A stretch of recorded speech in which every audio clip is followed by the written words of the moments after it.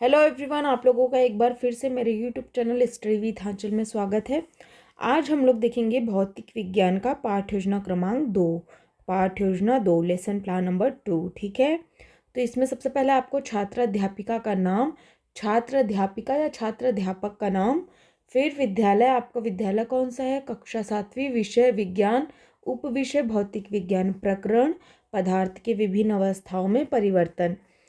यहाँ पर आएगा दिनांक, दिनांक आप अपनी डेट डालेंगे, दर्ज उपस्थिति कितने बच्चे हैं, कालांश, यहाँ पर पीरियड आ जाएगा और अवधि 35 से 40 मिनट। ठीक है, इसके बाद आएगा प्रकरण, मतलब आपका टॉपिक क्या है, तो पदार्थ के विभिन्न अवस्थाओं में परिवर्तन।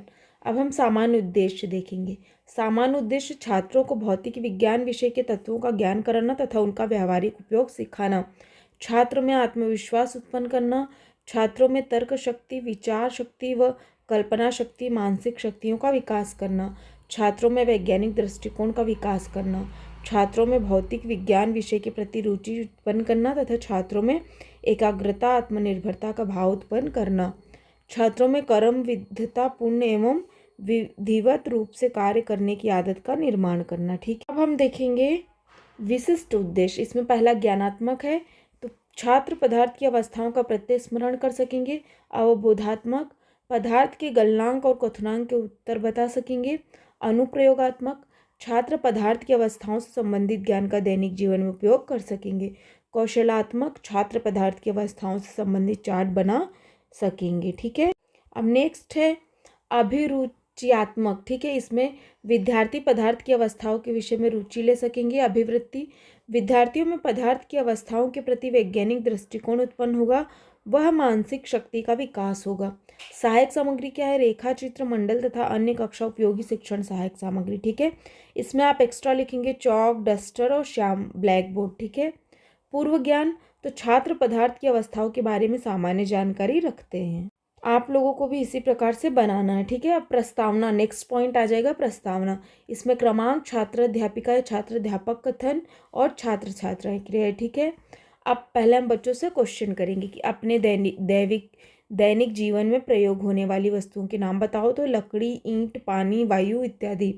लकड़ी तथा ईंट किस प्रकार की वस्तुएं हैं, तो ठोस वस्तुएं हैं। ठोस अवस्था के बाद कौन सी अवस्था होती है, द्रव अवस्था।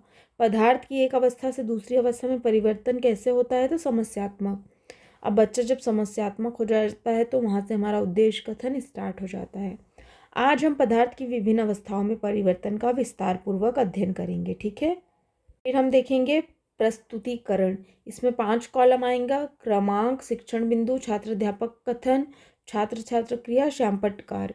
पहला है पदार्थ की अवस्थाएं, विकासात्मक प्रश्न। पदार्थ को कितनी अवस्थाओं में पाया जाता है, तो 3 अवस्थाओं में। पदार्थ की 3 अवस्थाएं कौन सी है, ठोस, द्रव, गैस। कुछ ठोस वस्तुओं के उदाहरण बताओ, तो कुर्सी, मेज, कलम इत्यादि। ठोस वस्तुओं की विशेषताएं बताओ। इन वस्तुओं के आकार तथा आयतन निश्चित होते हैं।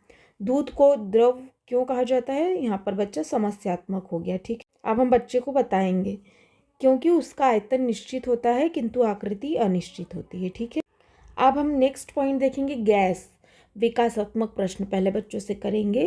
किसी एक गैस का नाम बताओ, तो हाइड्रोजन। हम कैसे कह सकते हैं कि हाइड्रोजन एक गैस है, बच्चा समस्यात्मक हो गया। अब हम इसे स्पष्ट करेंगे। ठीक है, गैसों का आयतन एवं आकृति अनिश्चित होती है, इसलिए हम कह सकते हैं कि हाइड्रोजन एक गैस है। नेक्स्ट पॉइंट है गलन एवं गलनांक, विकासात्मक प्रश्न बच्चों से करेंगे। यदि बर्फ को धूप में रख दें तो क्या परिवर्तन होगा, बर्फ पिघलने प्रारंभ कर देता है। ठीक है, सेकेंड है इस प्रकार बर्फ को पानी में बदल जाने को क्या कहते हैं, तो समस्यात्मक।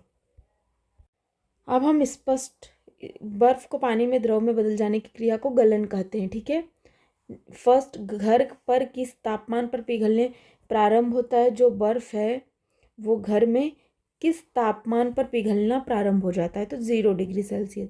विकासात्मक प्रश्न, वह ताप जिस पर बर्फ या कोई ठोस द्रव में परिवर्तित होता है उसे क्या कहते हैं, समस्यात्मक प्रश्न। वह निश्चित ताप जिस पर कोई ठोस पदार्थ द्रव अवस्था में परिवर्तित होता है वह गलनांक कहलाता है। ठीक है, नेक्स्ट पॉइंट है क्वथनांक एवं क्वथन एवं क्वथनांक।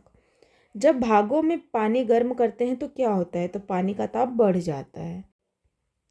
फिर है पानी का ताप अधिक हो जाता है तो किस प्रकार की क्रिया होती है?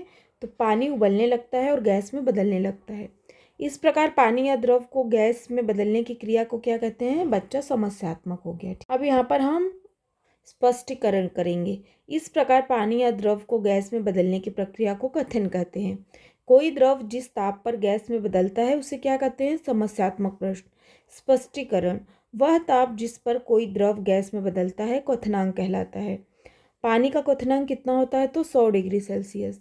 घनन, विकासात्मक प्रश्न। ठंडे जल से भरे बोतल को यदि खुले में रखें तो क्या प्रभाव पड़ता है? बोतल पर पानी की बूंद दिखाई पड़ती है। यह जल की बूंद कहाँ से आती है? यह बूंद गैस से बनती है। ठीक है। इस प्रकार गैसों का द्रव में बदलने की क्रिया को क्या कहते हैं? तो संघनन।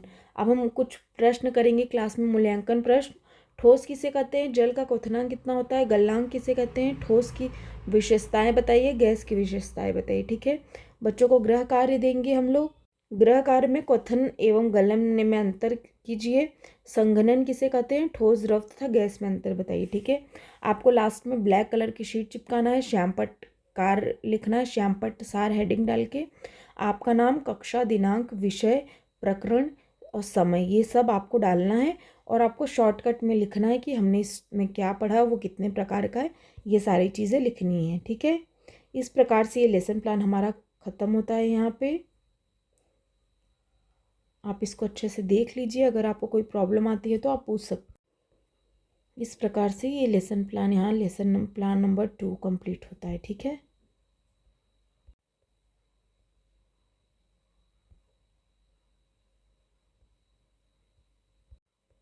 ये देखिए,